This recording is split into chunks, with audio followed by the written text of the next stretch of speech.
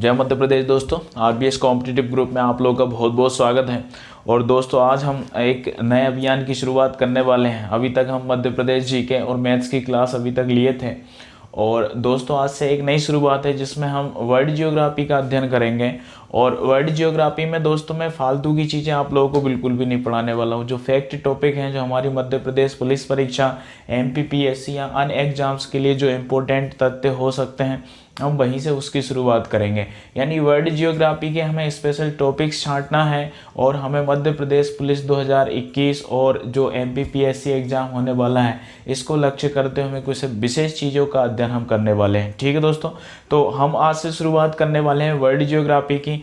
एक से एक ज़बरदस्त वीडियोस में आप लोगों के सामने लाने वाला हूं। एक से एक ज़बरदस्त टॉपिक्स में आपको वर्ल्ड जियोग्राफी का पढ़ाने वाला हूं दोस्तों। तो वीडियो आप लोग प्लीज़ लगातार देखते रहें, कंटिन्यू देखते रहें, लाइक शेयर और सब्सक्राइब भी करते रहें। और सारी चीज़ें इतने फैक्ट के साथ मैं आपको क्लियर करवाने वाला हूँ, निश्चित रूप से आप परीक्षा के लिए एक अपने आप को कॉन्फिडेंट महसूस करेंगे और बहुत सारी अच्छी अच्छी चीज़ें हम लोग यहाँ पर पढ़ने वाले हैं। ठीक है दोस्तों, तो शुरुआत करते हैं आज हम वर्ल्ड जियोग्राफी की। और वर्ल्ड जियोग्राफी में दोस्तों हम सबसे पहले अध्ययन करेंगे सन का, क्योंकि हमें पता है कि हमारा जो सौर परिवार है उस सौर परिवार का मुखिया जो होता है सूर्य होता है। और इसी के अंतर्गत हम सारे ग्रह, उपग्रह, क्षुद्र ग्रह, अन्य सारी चीज़ों का अध्ययन करने वाले हैं। तो सबसे पहले हम सन को क्लियर करेंगे कि आखिर ये सन होता क्या है या सूरज क्या होता है।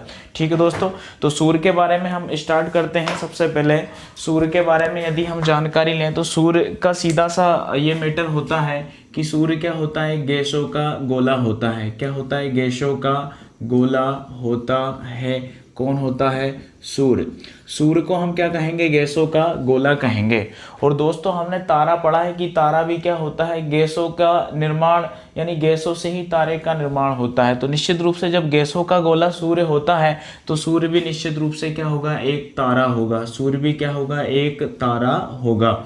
अब दोस्तों क्या होता है, सूर्य जो होता है ये पूरा का पूरा जो हम सौर मंडल पढ़ते हैं, सौर मंडल जो पूरा हम पढ़ते हैं वो सूर्य का एक हिस्सा है। यानी सूर्य का क्या है? एक परिवार है। इसलिए सौर मंडल की समस्त ऊर्जा का जो स्रोत होता है वो क्या होता है? सूर्य होता है। और सूर्य में जो ऊर्जा का, यानी समस्त जो सौर मंडल होता है उसकी ऊर्जा का 99.99 पॉइंट ही आप कह सकते हैं, इसकी जो ऊर्जा का स्रोत होता है वो क्या होता है? सूर्य होता है। यानी कि लगभग सौर मंडल में जितनी भी हमें ऊर्जा मिलती है वो काय से मिलती है? सूर्य से मिलती है। तो सूर्य क्या है दोस्तों? गैसों का गोला है। और तारा भी क्या होता है? गैसों का गोला होता है। इसलिए हम सूर्य को तारा भी कह सकते हैं और गैसों का गोला भी कह सकते हैं। और सौर परिवार का ये मुखिया होता है। क्या होता है? सौर परिवार का मुखिया होता है। सौर परिवार का ये मुखिया होता है। सौर परिवार का मुखिया क्यों होता है? क्योंकि सूर्य यानी सौर परिवार की जो ऊर्जा होती है उसमें जो ऊर्जा का मुख्य स्रोत होता है वो क्या होता है? सूर्य होता है।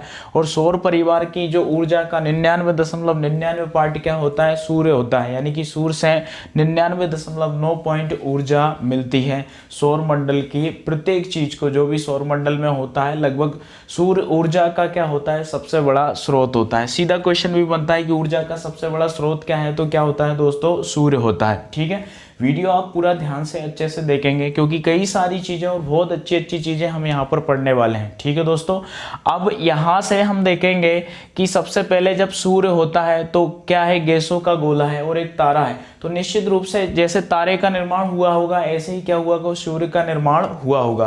क्या हुआ होगा? सूर्य का निर्माण। तो दोस्तों पहले हम ये देख लेते हैं कि सूर्य का निर्माण यानी इसके पार्ट क्या क्या होते हैं, यानी क्या क्या चीज़ें सूर्य के अंतर्गत होती हैं। तो सूर्य का जो संगठन होता है, क्या होता है? सूर्य का संगठन जो होता है इसमें मुख्य रूप से दो गैसें होती हैं, हाइड्रोजन और हीलियम। क्या क्या गैसें होती हैं? हाइड्रोजन और हीलियम। अब सूर्य के संगठन में लगभग 71% जो होता है वो हाइड्रोजन होता है और 26.5% जो होता है वो क्या होता है? हीलियम होता है। हाइड्रोजन कितना होता है? 71%। सूर्य का संगठन भी अच्छे से याद होना चाहिए क्योंकि परीक्षा के लिए इंपॉर्टेंट चीज है, परीक्षाओं में पूछा जाता है। हाइड्रोजन कितना होता है? 71% होता है और हीलियम 26.5% होता है। और अगर अन्य चीज़ों की बात करें तो दोस्तों अन्य तत्व भी इसके अंतर्गत आते हैं। अन्य तत्व जो होते हैं वो लगभग 2.5% के करीबन होते हैं और इस प्रकार से पूरा सूर्य का एक संगठन बनता है और इस तरीके से सूर्य कितना हो जाता है, टोटल 100% होता है। अन्य तत्व बहुत कम मात्रा में होते हैं, तो विशेष रूप से हाइड्रोजन आपको पता होना चाहिए 71% या लगभग इसके पास 71 से ज़्यादा भी हो सकता है। आप एक निश्चित रूप से याद रखें कि 71 और इसके आसपास, अगर 71 नहीं आता तो इसके आसपास। हीलियम होता है कितना, 26.5%। अब तारे का निर्माण कैसे होता है, तो तारे का निर्माण जो होता है दोस्तों वो नाभिकीय संलयन की प्रक्रिया के द्वारा होता है। किस प्रक्रिया के द्वारा होता है, नाभिकीय संलयन की प्रक्रिया के द्वारा तारे का निर्माण होता है, नाभिकीय संलयन। तो दोस्तों ये नाभिकीय संलयन क्या होता है, तो नाभिकीय संलयन की एक अभिक्रिया होती है। नाभिकीय संलयन की अभिक्रिया क्या होती है, तो हेंस वेर्थ नाम का एक वैज्ञानिक था। क्या नाम था, हेंस वेर्थ नाम का एक वैज्ञानिक था और इस वैज्ञानिक ने यह बताया कि अगर 10⁷ डिग्री सेल्सियस अगर तापमान है, 10⁷ डिग्री सेल्सियस अगर तापमान है तो सूर्य के जो केंद्रीय भाग होता है, सूर्य का जो केंद्रीय भाग होता है, अभी हम सूर्य की संरचना पढ़ने वाले हैं, अभी फिर मैं आपको एक बार क्लियर करवाऊंगा। नाभिकीय संलयन की अभिक्रिया क्या होती है, हेंस वेर्थ ने बताया है कि जब तापमान यानी कि तापमान की कंडीशन क्या हो जाती है, 10⁷ डिग्री सेल्सियस तापमान हो जाता है तो सूर्य का जो केंद्रीय भाग होता है वहां पर 4 हाइड्रोजन नाभिक मिलकर क्या होते हैं, 4 हाइड्रोजन नाभिक मिलकर हीलियम का एक नाभिक बनाते हैं। 4 हाइड्रोजन नाभिक मिलकर क्या करते हैं, हीलियम का एक नाभिक बनाते हैं। इसी को हम क्या कहते हैं, नाभिकीय संलयन की प्रक्रिया कहते हैं। और इससे क्या होता है दोस्तों, जो होता है सूर्य जो होती है यानी गैस जो होती है, धूल कण वगैरह जो होते हैं उनमें आग लगने लगती हैं। क्योंकि अगर हम एटमॉस्फेयर जो होते हैं यानी कि वायुमंडल की परतें अगर हम पढ़ें तो सबसे ऊपरी परत जो बाह्य परत होती है उसमें हाइड्रोजन और हीलियम गैस की प्रधानता होती है, यानी गैसें बहुत अधिक मात्रा में होती हैं। और जब ये बाह्य परत में बहुत ज़्यादा मात्रा में होती है तो जब हाइड्रोजन के 4 अणु मिलकर हीलियम का एक अणु बनाते हैं तो वहाँ पर क्या होता है, इन गैसों में आग लगने लगती है। और इसी तरीके से जो आग लगने लगती है उसी से क्या होता है, एक तारे का निर्माण होता है और एक तारा यानी क्या बनता है, सूर्य बनता है। क्योंकि सूर्य क्या होता है, एक प्रकार का तारा होता है। ठीक है दोस्तों, तो ये प्रक्रिया आपको लगभग समझ में आई होगी। अब हम थोड़ा सा एक सूर्य का संगठन हम पढ़ेंगे, लेकिन सूर्य की पहले हम स्थिति देखेंगे कि सूर्य की स्थिति आखिर होती क्या है। तो सिंपल सी बात है दोस्तों, आपको पता है सबसे पहले आप मंदाकिनी क्लियर करेंगे। क्या क्लियर करेंगे, मंदाकिनी। वही मंदाकिनी क्या होती है, जैसे हमें पता है कि हमारे जो सारे ग्रह, उपग्रह, क्षुद्र ग्रह वगैरह जो होते हैं ये सभी क्या करते हैं, सूर्य के चारों तरफ चक्कर लगाते हैं। ऐसे ही भाई सूर्य का एक परिवार है और सूर्य एक तारा है। और ऐसे हम जब ब्रह्मांड में या आकाश में जब तारे देखते हैं तो कई सारे तारे दिखाई देते हैं। इसका मतलब इन तारों का भी एक परिवार है। तो जो तारों का परिवार होता है उसको क्या कहते हैं, मंदाकिनी कहते हैं। तो मंदाकिनी की सीधी सी परिभाषा क्या होती है, मंदाकिनी क्या होता है, तारा निर्माण प्रक्रिया का शुरुआती गैस पुंज होता है। मंदाकिनी क्या होता है, तारा निर्माण प्रक्रिया का शुरुआती गैस पुंज होता है, जिसमें एक मंदाकिनी जो होती है, भाई ब्रह्मांड में बहुत सारी मंदाकिनियां हैं लेकिन जो तारे होते हैं वो एक मंदाकिनी में बटे हुए हैं। जैसे आप आकाश में ढेर सारे तारे देखते हैं तो तारों का एक समूह बना दिया जाता है और तारों का जो एक समूह होता है उसको क्या कहते हैं, मंदाकिनी कहते हैं। एक विशेष क्षेत्र के अंतर्गत जो तारे पाए जाते हैं। तो मंदाकिनी क्या होता है दोस्तों, तारों का एक समूह होता है जो कैसा दिखलाई पड़ता है, धुंधला सा दिखलाई पड़ता है। तारों का जो समूह होता है उसको क्या कहते हैं, मंदाकिनी कहते हैं। किसको, तारों के समूह को क्या कहेंगे, मंदाकिनी कहेंगे, जो तारा निर्माण प्रक्रिया का शुरुआती गैस पुंज होता है। और दोस्तों ऐसा अनुमान लगाया जाता है कि एक मंदाकिनी में लगभग 100 अरब तारे होते हैं। कितने तारे होते हैं, 100 अरब तारे होते हैं एक मंदाकिनी में। अब आप अगर ब्रह्मांड में देखें तो ऐसी कई सारी मंदाकिनियां हैं, ढेर सारी मंदाकिनियां हैं। लेकिन भाई हमें हमारे सूर्य से मतलब है और हमारा सूर्य किस मंदाकिनी के अंतर्गत आता है हमें बस ये सीखना है। तो हमारा जो सूर्य होता है दोस्तों ये आता है दुग्ध मेखला मंदाकिनी के अंतर्गत। कौन सी मंदाकिनी है? दुग्ध मेखला। दुग्ध मेखला को हम क्या कह सकते हैं? मिल्क वे भी कह सकते हैं। क्या कह सकते हैं? मिल्की वे या मिल्क वे भी कह सकते हैं, या इसी को हम क्या कह सकते हैं? आकाश गंगा भी कह सकते हैं, जिसमें हमारा सूर्य या हम सभी आते हैं। तो मंदाकिनी क्या होता है? तारा निर्माण प्रक्रिया का शुरुआती गैसपुंज होता है, और इसमें क्या होता है? लगभग तारों का ढेर सारा समूह होता है। तारों का समूह क्या कहलाता है? मंदाकिनी कहलाता है। और एक मंदाकिनी में लगभग 100 अरब तारे होते हैं। और हमारी जो मंदाकिनी उसको हम दुग्ध मेखला, मिल्की वे या आकाश गंगा के नाम से जानते हैं। अब सीधी सी बात है कि जब सूर्य है, सूर्य के चारों तरफ सारे ग्रह चक्कर लगाते हैं, उपग्रह, क्षुद्र ग्रह जो भी है सब चक्कर लगाते हैं, तो एक मंदाकिनी का जो केंद्र होगा उसके चारों तरफ क्या होंगे? जितने भी तारे होंगे वो सारे के सारे तारे चक्कर लगाते होंगे। सिंपल सी बात है। तो एक मंदाकिनी भी, हमारी मंदाकिनी के बारे में लोग कहते हैं, यानी सिद्ध हुआ है, बिल्कुल कहते क्या है कि हमारी मंदाकिनी जो है वो कैसी है? सर्पिलाकार है। हमारी मंदाकिनी कैसी है? सर्पिलाकार। किस टाइप की है? सर्पिला आकार की है। और इसका 80% भाग कैसा है? सर्पिलाकार है। और ये किसने देखा है? तो भाई गैलीलियो ने देखा है। सबसे पहले हमारी जो गैलीलियो ने हमारी आकाश गंगा या मंदाकिनी को देखा था, और उसने ये सिद्ध करके बताया कि हमारी आकाश गंगा या मंदाकिनी जो है इसका 80% भाग कैसा है? सर्पिलाकार है। अब हमारी सूर्य की स्थिति क्या है इस मंदाकिनी में? तो दोस्तों पहले माना जाता था कि ये जो मंदाकिनी है इसका जो केंद्र है, ये क्या है? इसका केंद्र है, और हमारा सूर्य इसका पहले केंद्र माना जाता था। लेकिन बाद में पता चला कि सूर्य हमारा केंद्र नहीं है मंदाकिनी का। इस मंदाकिनी से लगभग 30,000 प्रकाश वर्ष की दूरी पर, ये हमारा मान लीजिए सन है। क्या है? सन है। और ये कितनी दूरी पर है? तो 30,000 प्रकाश वर्ष की दूरी पर, 30,000 प्रकाश वर्ष की दूरी पर है सूर्य। ठीक है। तो मंदाकिनी जो है, इधर थोड़ा सा लिख देता हूँ, यहाँ थोड़ा सा लिख देता हूँ, हमारा जो सूर्य है वो 30,000 प्रकाश वर्ष, क्या है? 30,000 प्रकाश वर्ष की दूरी पर है। किससे? सूर्य से। तो प्रकाश वर्ष यहाँ थोड़ा सा क्लियर करेंगे। प्रकाश वर्ष क्या होता है? दूरी का मात्रक होता है। क्या होता है? दूरी का मात्रक। फिजिक्स में आप लोगों ने पढ़ा होगा, दूरी का ये मात्रक होता है, और इससे खगोलीय दूरी को मापा जाता है। यानी बहुत अधिक दूरी मापने के लिए काय का प्रयोग किया जाता है? प्रकाश वर्ष का प्रयोग किया जाता है। और हमारा जो सूर्य है वो हमारी मंदाकिनी के केंद्र से 30,000 प्रकाश वर्ष की दूरी पर, कहाँ पर? एक कोने में स्थित है। अगर आप नक्शे के हिसाब से देखें तो यहाँ पर जो दिशा होती है इसको हम क्या कहते हैं? पूर्व कहते हैं। और ये कौन सी दिशा है? पश्चिम है। ऊपर क्या है? उत्तर है। और नीचे क्या है? दक्षिण है। इस टाइप से दिशाएं होती हैं। अब जो सूर्य होता है ना दोस्तों, सूर्य जो होता है अब यहाँ से इस तरह से घूमता है, यहाँ से इस तरीके से घूमता है। तो सूर्य की अगर आप इसकी आकृति देखें, यानी कि किस तरीके से मंदाकिनी के केंद्र के चारों तरफ ये घूमता है, तो सूर्य की स्थिति होती है क्या? पूर्व से पश्चिम की ओर। किस तरफ घूमता है? पूर्व से पश्चिम की ओर। यानी कि सूर्य का जो परिक्रमण काल होता है, ठीक है, यानी कि सूर्य जो अपने अक्ष पे मंदाकिनी के केंद्र के चारों तरफ जो चक्कर लगाता है, उसे उसकी स्थिति क्या है? तो पूर्व से पश्चिम की ओर सूर्य घूमता है। किस तरह? पूर्व से पश्चिम की ओर।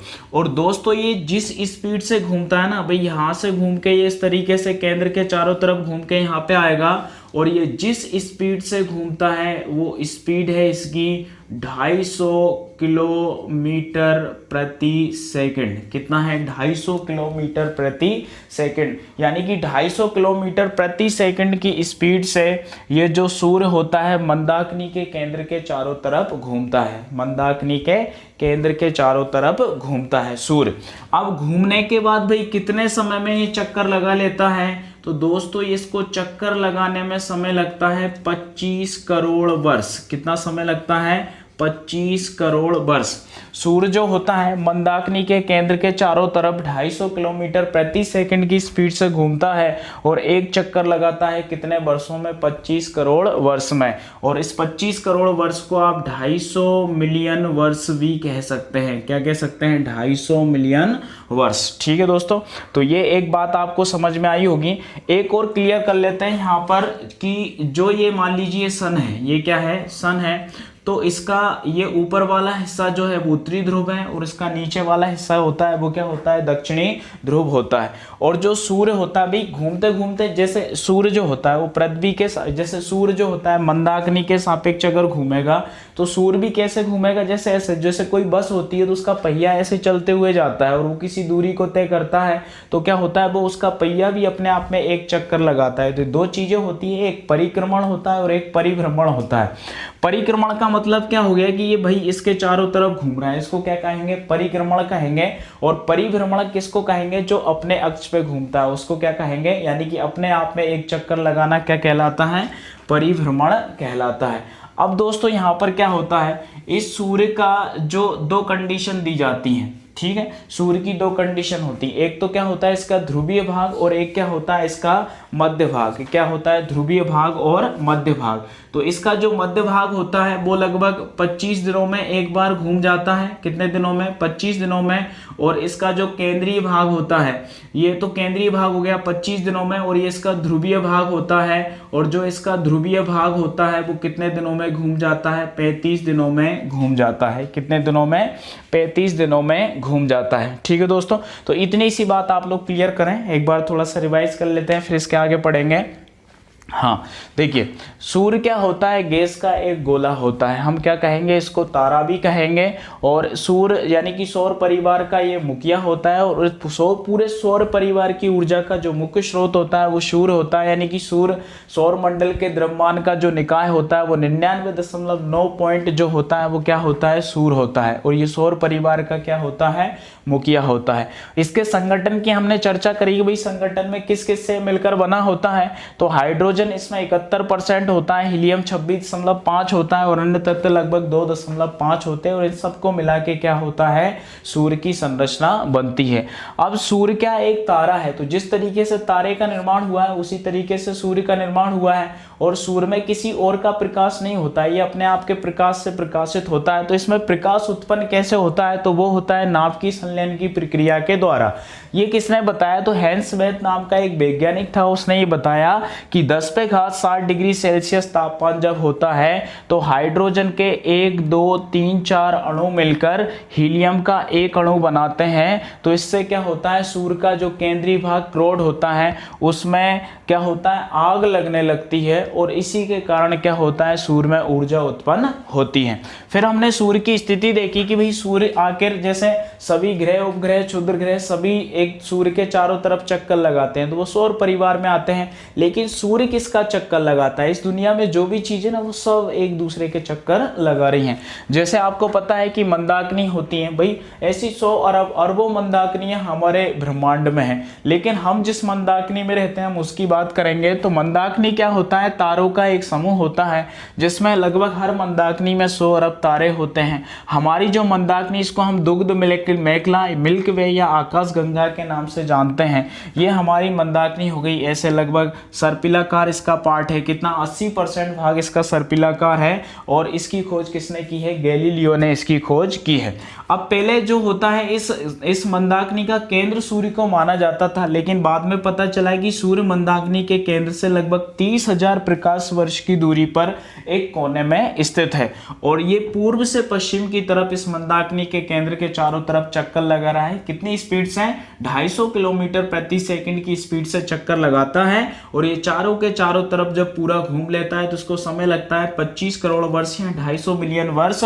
और जब ये पूरा एक चक्कर लगा लेता है तो दोस्तों इसी को कहते हैं हम ब्रह्मांड वर्ष। क्या कहते हैं, ब्रह्मांड वर्ष। यानी कि जब सूर्य मंदाकिनी के केंद्र के चारों तरफ 25 करोड़ वर्ष में एक चक्कर पूरा लगा लेगा तो उसको हम क्या कहेंगे, ब्रह्मांड वर्ष कहेंगे। क्या कहा जाता है, ब्रह्मांड वर्ष कहा जाता है। ठीक है दोस्तों, अब हम सूर्य की जो परतें होती हैं, यानी कि सूर्य की जो संरचना होती है उसके बारे में थोड़ा सा डिस्कस करेंगे। तो ये सारी चीजें लगभग आपको समझ में आई होंगी, सारी की सारी इंपॉर्टेंट चीजें हैं। ठीक है दोस्तों, तो एक बार इसका आप स्क्रीनशॉट ले लीजिए, तब तक मैं दूसरी तैयारी करता हूं। ठीक है, ले लिया। चलिए अगली बात करते हैं सूर्य की संरचना की। ये संगठन था, यानी कि जिससे मिलकर बना होता है उसको क्या कहते हैं हम, संगठन कहते हैं। अब संरचना का मतलब ये होगा दोस्तों कि संरचना यानी कि इसकी परतों के बारे में या इसके संगठन जो होता है वो सब सारी चीज़ें हम इसमें भी एक बार क्लियर करने वाले हैं। तो सूर्य की संरचना में देखते हैं दोस्तों, संरचना क्या होती है। संरचना एक हम क्लियर करेंगे तो कई सारी चीज़ें हमारी यहाँ से क्लियर होने वाली है। सूर्य की संरचना, तो सबसे पहले हम सूर्य के सबसे अंदर वाले पार्ट की बात करते हैं, जिसको हम क्या कहते हैं, कोर कहते हैं। क्या कहेंगे, कोर, या इसी को हम क्या कहेंगे, क्रोड कहेंगे। क्या कहेंगे, क्रोड। और दोस्तों हमने अभी जो नाभ की संलयन की अभिक्रिया पढ़ी है वो कहाँ पर होती है, क्रोड पे होती है। कहाँ पर होती है, क्रोड पे। तो यहाँ पर थोड़ा सा आप इस तरीके से इसको लिखेंगे कि सूर्य का जो केंद्रीय भाग होता है यहाँ पर क्या होता है, नाभ की संलयन की प्रक्रिया होती है, नाभ की संलयन। और हमने अभी क्लियर किया है कि जब 10⁻7 डिग्री सेल्सियस तापमान होता है तो हेंसवेल्थ ने बताया है कि सूर्य की सतह पर क्या होता है, नाभ की संलयन की अभिक्रिया होती है। तो यहाँ का जो तापमान होता है वो होता है 1.5 × 10⁻7 डिग्री सेल्सियस, यानी सूर्य के केंद्रीय भाग का तापमान कितना होता है, 1.5 × 10⁻7 डिग्री सेल्सियस। और इसको क्या कहा जाता है, सूर्य का केंद्र कहा जाता है। सूर्य की सबसे अंदर की जो परत होती है, पहली जो परत होती है, उसको क्रोड या केंद्र कहा जाता है। और दोस्तों यहाँ पर इतना तापमान होता है, भाई हमने पढ़ा है कि सूर्य क्या है, भाई तारा है, और तारा क्या होता है, गैसों के रूप में होता है। लेकिन इसका भाई टेम्परेचर इतना अधिक होता है, इसके कारण यहाँ जो इसकी स्थिति होती है वो प्लाज्मा स्थिति में होता है। जैसे आपने पदार्थ के बारे में पढ़ा ना, भाई पदार्थ क्या होता है, ठोस, द्रव, गैस। चौथी अवस्था क्या होती है, उसकी प्लाज्मा होती है। तो दोस्तों ये प्लाज्मा अवस्था में पाया जाता है, यानी सूर्य का जो केंद्रीय भाग होता है वो किस कंडीशन में होता है, प्लाज्मा की कंडीशन में होता है। और 1.5 × 10⁻7 डिग्री सेल्सियस तापमान इसका होता है। और इसी तापमान के कारण यहाँ पर नाभ की संलयन की प्रक्रिया होती है, जिसमें 4 हाइड्रोजन नाभिक मिलकर हीलियम का एक अणु बनाते हैं। तो सूर्य के केंद्रीय भाग में क्या होता है, आग लगने लगती है। ठीक है दोस्तों, तो इसको हम क्या कहेंगे, सूर्य का केंद्रीय भाग क्या कहलाता है, क्रोड कहलाता है। अब दूसरी परत की बात करते हैं, तो सेकंड परत जो होती है दोस्तों, क्रोड के बाद जो अगली परत आती है, इस परत को हम कहते हैं विकिरण। क्या कहेंगे, विकिरण। सेकंड जो परत होती है इसको कहा जाता है क्या, विकिरण। ठीक है दोस्तों, तो फर्स्ट परत हमने पढ़ा क्रोड, और सेकंड जो होती है वो विकिरण होती है। और विकिरण में क्या होता है दोस्तों, यहाँ से जो तापमान होता है यानी टेम्परेचर, यहाँ से आग लगती है। तो इस तरीके से यहाँ पर जो होता है ऐसे संवहन धाराओं के रूप में ऐसे करके यहाँ से प्रकाश निकलता है। केंद्रीय भाग से जो प्रकाश होता है वो इस तरीके से निकलता है। यानी दूसरी कंडीशन जो होती है इसको क्या कहेंगे, हम विकिरण कहेंगे। और इसमें जो ऊर्जा निकलती है वो किस रूप में निकलती है, तो ये आपके लिए इंपॉर्टेंट हो जाता है। तो यहाँ पे जो सूर्य की ऊर्जा होती है वो विद्युत चुंबकीय तरंगों के रूप में होती है। किसके रूप में, विद्युत चुंबकीय रूप में होती है। यहाँ की जो ऊर्जा यानी कि यहाँ से सूर्य के केंद्रीय भाग से जो ऊर्जा निकल के इस पार्ट में आती है विकिरण में, तो विद्युत चुंबकीय ऊर्जा यहाँ पर होती है। इस ऊर्जा को क्या कहेंगे, विद्युत चुंबकीय ऊर्जा कहेंगे। कौन से पार्ट में, सबसे पहला पार्ट क्रोड हो गया। क्रोड के बाद कौन सा होता है, विकिरण होता है। और विकिरण में जो सूर्य की ऊर्जा होती है वो किस रूप में होती है, विद्युत चुंबकीय रूप में होती है विकिरण में। इसके बाद दोस्तों तीसरी कंडीशन जो होती है उसको हम कहते हैं संवहन मेखला। ठीक है, ये विकिरण मेखला कह सकते हैं, इसको क्या कहेंगे, विकिरण मेखला। और सूर्य की जो तीसरी परत होती है इसको कहा जाता है संवहन मेखला। क्या कहेंगे, संवहन मेखला।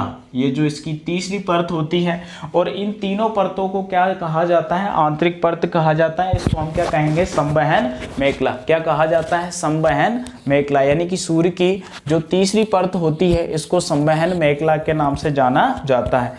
अब दोस्तों जो संवहन मेखला होता है इसमें क्या होता है, सूर्य के पदार्थ जो होते हैं, सूर्य के जो पदार्थ होते हैं, यानी कि सूर्य में कुछ पदार्थ पाए जाते हैं, और ये पदार्थ जो होते हैं वो क्या करते हैं, चक्रीय क्रम में गति करते हैं। चक्रीय क्रम में गति करते हैं सूर्य के पदार्थ। यानी कि कोई पदार्थ इधर से इधर जाएगा तो कोई पदार्थ क्या होगा, इधर से इधर आएगा या इधर से इधर आएगा। तो ऐसे करके संवहन मेखला में सूर्य के कुछ पदार्थ होते हैं। भाई पदार्थ निश्चित रूप से होंगे, क्योंकि आग किस में लगती है, जब कोई पदार्थ होता है तो उसी में आग लगती है। तो संवहन मेखला में 3 कंडीशन बनती है। और क्रोड, विकिरण मेखला और संवहन मेखला को सूर्य की आंतरिक परतें कहा जाता है। क्या कहेंगे, सूर्य की आंतरिक परतें। अब जो 3 परतें होती है वो सूर्य की क्या होती है, बाह्य परतें होती हैं, सूर्य की बाह्य परतें। तो चौथी परत के बारे में अगर बात करें दोस्तों, तो सूर्य की जो चौथी परत होती है, सूर्य की जो चौथी परत होती है इसको कहा जाता है प्रकाश मंडल। क्या कहेंगे, प्रकाश मंडल। प्रकाश मंडल को दोस्तों फोटोस्फीयर के नाम से भी जाना जाता है। इंग्लिश में इसको क्या कहते हैं? फोटोस्फीयर कहते हैं। किसको कहते हैं? प्रकाश मंडल को कहते हैं। और प्रकाश मंडल जो होता है दोस्तों, ये क्या होता है? सूर्य का दिखाई देने वाला भाग जो होता है वो क्या होता है? प्रकाश मंडल होता है। सूर्य का दिखाई देने वाला भाग, दिखाई देने वाला जो भाग होता है इसको हम क्या कहते हैं? प्रकाश मंडल कहते हैं। सूर्य का दिखाई देने वाला भाग जो होता है वो प्रकाश मंडल होता है। क्या होता है? प्रकाश मंडल होता है। और दोस्तों प्रकाश मंडल का जो टेम्परेचर होता है वो लगभग कितना होता है? 6000 डिग्री सेल्सियस। कितना होता है? 6000 डिग्री सेल्सियस किसका तापमान होता है? प्रकाश मंडल का तापमान होता है कितना? 6000 डिग्री सेल्सियस। इसके बाद जो दोस्तों नेक्स्ट इसकी परत बनती है, क्या बनती है? नेक्स्ट इसकी जो परत बनती है प्रकाश मंडल के बाद जो अगली परत बनती है उसको हम कहते हैं वर्णमंडल। क्या कहेंगे? वर्णमंडल। अगला जो बनता है इसको क्या कहा जाता है? वर्णमंडल कहा जाता है। दोस्तों इसका क्वेश्चन पूछा जाता है कि वर्णमंडल किस रंग का होता है? तो वर्णमंडल होता है किस रंग का? लाल रंग का होता है। किस रंग का होता है? लाल रंग का होता है। वर्णमंडल किस रंग का होगा? लाल रंग का वर्णमंडल होता है। और दोस्तों ये कब दिखाई देता है? तो ये दिखाई देता है पूर्ण सूर्य ग्रहण के समय, यानी कि पूर्ण सूर्य ग्रहण जब होता है तो उस समय वर्णमंडल हमें दिखाई देता है। और वर्णमंडल का रंग जो होता है वो किस तरीके का होता है? लाल रंग का होता है। और इसकी जो लास्ट परत होती है उस परत को कहा जाता है कोरोना। क्या कहेंगे? कोरोना परत। यानी कि जो सबसे लास्ट परत होती है उसको हम कहते हैं क्या? कोरोना। और इस कोरोना परत को ही सूर्य क्रीट के नाम से भी जाना जाता है। क्या कहेंगे? सूर्य क्रीट इसको कहेंगे, या इसी को कहा जाता है सूर्य का मुकुट। क्या कहा जाता है? सूर्य का मुकुट। ठीक है, यानी कि सूर्य की जो लास्ट परत होती है उसको सूर्य क्रीट कहा जाता है। इसी को क्या कहेंगे? सूर्य का मुकुट कहेंगे। और जो सूर्य क्रीट होती है एक्स किरणें उत्पन्न करती हैं। कौन सी किरणें उत्पन्न करती हैं? एक्स किरणें उत्पन्न करती हैं। और सूर्य क्रीट जो होता है दोस्तों, ये जो होता है ये भी पूर्ण सूर्य ग्रहण के समय दिखाई देने वाला होता है। ये भी कब दिखाई देता है? पूर्ण सूर्य ग्रहण के समय ये दिखाई देने वाला भाग होता है। कौन सा भाग होता है? सूर्य क्रीट। अब दोस्तों क्या होता है जब सूर्य ग्रहण होता है ना भाई, सूर्य ग्रहण में क्या कंडीशन होती है? पृथ्वी और सूर्य के बीच में कौन आ जाता है? चंद्रमा आ जाता है। यानी पृथ्वी और सूर्य के बीच में जब चंद्रमा आ जाता है तो वो क्या करता है दोस्तों? इसकी ये वाली परत, ये वाली परत और ये वाली, ये चार परतों को लगभग ढक लेता है।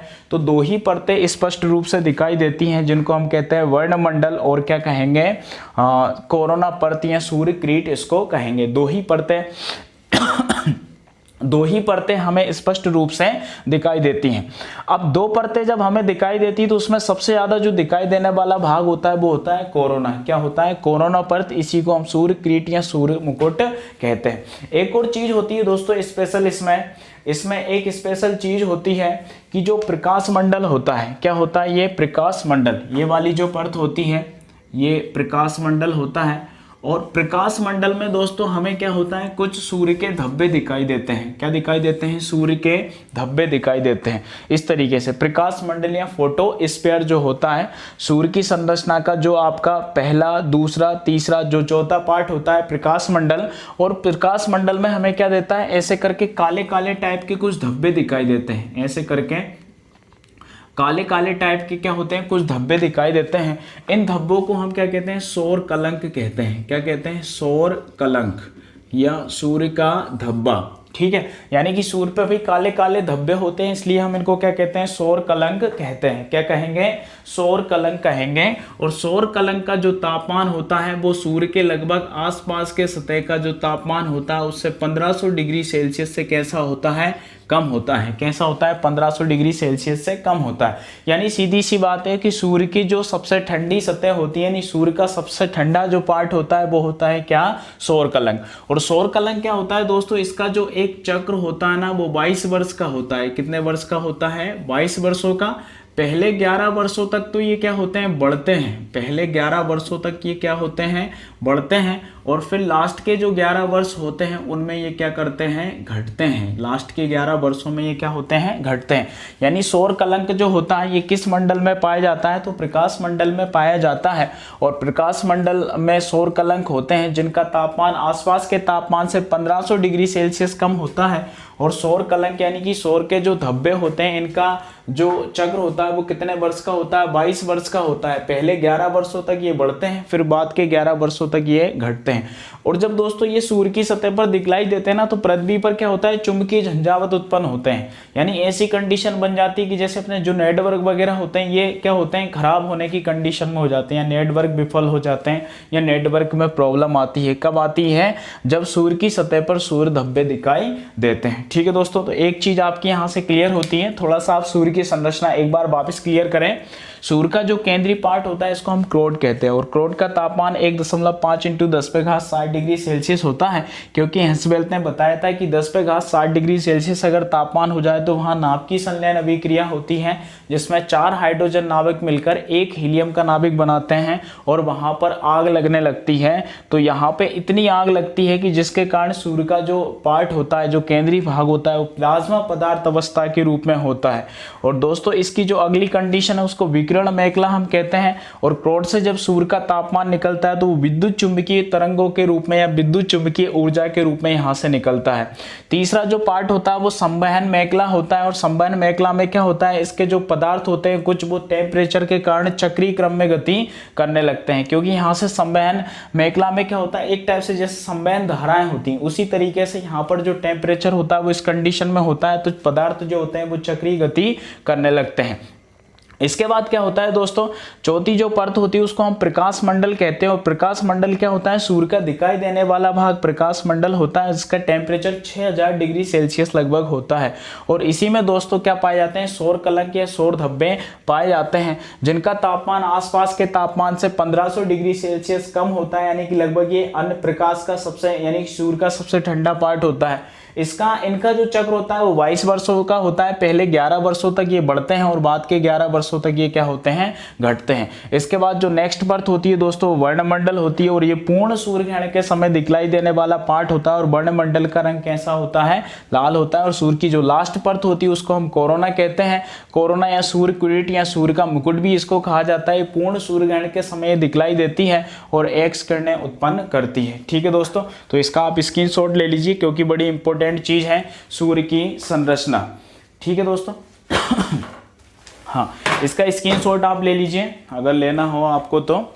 चलिए कुछ और बातें अब हम डिस्कस करने वाले हैं सूर्य के बारे में। इतनी सारी चीजें क्लियर होने के बाद हाँ, मुझे उम्मीद है कि आपको बड़ा अच्छा लग रहा होगा क्योंकि सारी इंपॉर्टेंट चीजें हैं। चलिए नेक्स्ट डिस्कस करते हैं सूर्य के बारे में कुछ अन्य चीज़ें जो और अन्य फैक्ट तथ्य इसके बारे में बनते हैं, क्योंकि बहुत सारी चीज़ें तो हम लगभग यहाँ से क्लियर कर चुके हैं सूर्य के बारे में। अब दोस्तों अगर सूर्य की उम्र आपसे पूछा जाए, क्या पूछा जाए, सूर्य की उम्र क्या है, तो सूर्य की उम्र आप सीधा बताएंगे कि भाई 5 बिलियन वर्ष है। कितना है, 5 बिलियन वर्ष क्या है सूर्य की उम्र। ठीक है, सीधा सा क्वेश्चन बनता है कि सूर्य की उम्र कितनी है, तो 5 बिलियन वर्ष है सूर्य की उम्र। और भविष्य में सूर्य द्वारा ऊर्जा देते रहने का समय अगर आपसे पूछा जाए कि भाई भविष्य में सूर्य ऊर्जा कितने समय तक देता रहेगा, तो भविष्य में सूर्य द्वारा ऊर्जा देता रहने का समय है कितना, 10⁻11 वर्ष। यानी कि 10⁻11 वर्षों तक सूर्य लगभग ऊर्जा देता रहेगा। यानी उसकी उम्र के हिसाब से वो क्या होगा, ऊर्जा देगा। भाई उम्र है तो निश्चित रूप से वही कंडीशन होगी।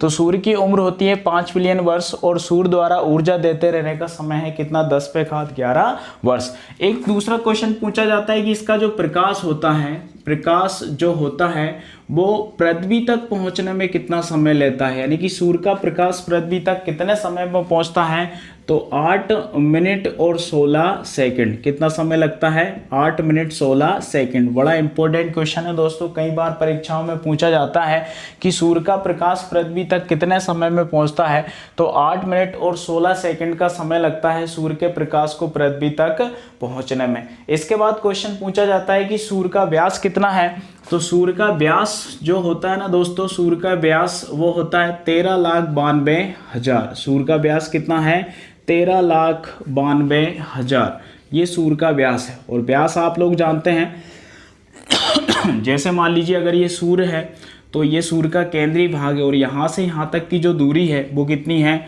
लगभग 13,92,000। 13,92,000 ये क्या होता है, सूर्य का व्यास होता है। भाई बहुत बड़ा है, कल्पना भी नहीं कर सकते हम इतनी दूरी की कि 13,92,000 लगभग कितना होता होगा। तो काफ़ी लंबी दूरी होती है, इतना क्या है सूर्य का व्यास है। और जो सूर्य का जो हमने पढ़ा ना केंद्रीय भाग जो होता है दोस्तों, इसका घनत्व यहाँ पर बहुत ज़्यादा होता है, टेम्परेचर भी बहुत ज़्यादा होता है, इसका घनत्व भी बहुत ज़्यादा होता है। और जो अन्य ग्रह, क्षुद्र ग्रह वगैरह जो इसके चारों तरफ चक्कर लगाते हैं ना, वो इसके गुरुत्वाकर्षण बल के कारण चक्कर लगाते हैं, क्योंकि सौर मंडल में सबसे ज़्यादा गुरुत्वाकर्षण बल किसका होता है, सूर्य का होता है। इसके बाद अगर देखें कि भाई ये पृथ्वी से लगभग कितने गुना है, पृथ्वी का कितने गुना है, तो पृथ्वी का सीधा है भाई ये 110 गुना। कितना है, पृथ्वी का 110 गुना है। सूर्य का व्यास 13,92,000 है और ये पृथ्वी से कितने गुना बड़ा है, तो 110 गुना बड़ा है। किससे, हमारी पृथ्वी से 110 गुना ये बड़ा है। और सूर्य जो होता है अगर देखा जाए भाई 110 गुना बड़ा है, और सूर्य हमारी पृथ्वी से अगर देखा जाए कि कितना बड़ा है, तो आप इसको एक कंडीशन में और भी कह सकते हैं कितना बड़ा है, 13 लाख गुना बड़ा है। क्या कह सकते हैं, 13 लाख गुना बड़ा है। यानी कि सूर्य का जो व्यास है वो कितना है, 13,92,000 सूर्य का व्यास है। 13 लाख कितना है, 92,000 है। और जो पृथ्वी के व्यास का कितना हो गया, 110 गुना हो गया। और सूर्य जो है वो हमारी पृथ्वी से कितने गुना बड़ा है, 13 लाख गुना बड़ा है। व्यास का अगर डिफरेंस देखें तो व्यास हमारी पृथ्वी से 110 गुना है, और जो सूर्य है वो हमारी पृथ्वी से कितने गुना बड़ा है, 13 लाख गुना बड़ा है। और जो सूर्य ताप का जो हिस्सा हमें पृथ्वी पर मिलता है, यानी कि सूर्य ताप का जो हिस्सा हमें पृथ्वी पर मिलता है, वो सूर्य ताप का कौन सा हिस्सा है, 2 अरबवा हिस्सा हमें मिलता है। यानी कि कौन सा हिस्सा मिलता है, 2 अरबवा हिस्सा। ठीक है दोस्तों, तो ये कुछ इंपॉर्टेंट फैक्ट सूर्य के बारे में है। यानी सूर्य की उम्र है कितनी, 5 बिलियन वर्ष। भविष्य में सूर्य द्वारा ऊर्जा देते रहने का समय है 10⁻11 वर्ष। और प्रकाश, जो सूर्य का प्रकाश पृथ्वी तक पहुंचता है उसमें समय लगता है 8 मिनट 16 सेकंड। और सूर्य का व्यास है 13,92,000, जो हमारी पृथ्वी से जो सूर्य का व्यास है वो 110 गुना बड़ा है। और सूर्य हमारी पृथ्वी से 13 लाख गुना बड़ा है। और पृथ्वी को जो सूर्य ताप का हिस्सा मिलता है वो कौन सा मिलता है, 2 अरबवा हिस्सा मिलता है। ठीक है दोस्तों, अब 2 चीजें और हैं सूर्य के बारे में। जैसे मान लीजिए अगर ये सूर्य है, जैसे मान लीजिए ये सूर्य है, तो ये इसका उत्तरी ध्रुव होगा और ये क्या होगा, इसका दक्षिणी ध्रुव होगा। तो इनमें भाई एक सौर ज्वाला नाम की एक चीज होती है, यानी कि एक और क्या घटना होती है, सौर ज्वाला। क्या होती है, सौर ज्वाला। तो सौर ज्वाला क्या होती है दोस्तों, सौर ज्वाला का मतलब होता है कि भाई सूर्य की आग क्या होती है, सूर्य ज्वाला होती है। जैसे कोई सूर्य है, इससे जो ऐसे करके जो ज्वाला निकलती है इसको हम क्या कहेंगे, सौर ज्वाला कहेंगे। और सौर ज्वाला जो होती है ना, इसका उत्तरी ध्रुव और दक्षिणी ध्रुव आपसे पूछा जाता है। इसका उत्तरी ध्रुव जो होता है उसको हम कहते हैं ऑरोरा। क्या कहेंगे, ऑरोरा बोरियालिस। क्या कहेंगे, ऑरोरा बोरियालिस। यानी कि सौर ज्वाला का उत्तरी ध्रुव कहलाता है ऑरोरा बोरियालिस, और दक्षिणी ध्रुव जो होता है वो कहलाता है ऑरोरा ऑस्ट्रेलिस। क्या कहलाएगा, ऑरोरा ऑस्ट्रेलिस। ठीक है दोस्तों, तो ये था हमारा सूर्य के बारे में ढेर सारे कलेक्शन, बहुत सारी जानकारी जो भी मैं कलेक्ट कर सकता था, इतनी जानकारी मैंने आपको दी है दोस्तों। तो फैक्ट चीज़ें हमने यहाँ सूर्य के बारे में क्लियर की हैं। तो ये सारे का सारा आप कलेक्शन अच्छे तरीके से पढ़ें, अच्छे तरीके से क्लियर करें, पूरा वीडियो देखें, तो निश्चित रूप से आपका सूर्य का जितना भी मैटर है वो सारा का सारा आपका क्लियर हो जाएगा। और इतने सारे इंपॉर्टेंट क्वेश्चन मैंने आपको बताने की कोशिश की है। अगर आप निश्चित रूप से वीडियो को अच्छे से देखेंगे तो आपका एक भी क्वेश्चन सूर्य को लेके इससे बाहर नहीं जाएगा। ठीक है दोस्तों, तो ये हमारा वर्ल्ड जियोग्राफी को लेके एक छोटा सा वीडियो था, एक पहला प्रयास था, और अन्य सारी चीज़ें भी हम बहुत अच्छे तरीके से क्लियर करने वाले हैं। ठीक है दोस्तों, तो यहाँ पर मनोरंजन हमें नहीं चाहिए, हमें यहाँ सेंसिटिव और अच्छे तरीके से सीरियसली पढ़ाई चाहिए। इसलिए इतने सारी चीज़ें मैंने आप लोगों को यहाँ पर बताई हैं। आप अच्छे से पूरा वीडियो देखें, आप पूरे क्वेश्चन कलेक्ट करें, अच्छे से पढ़ें।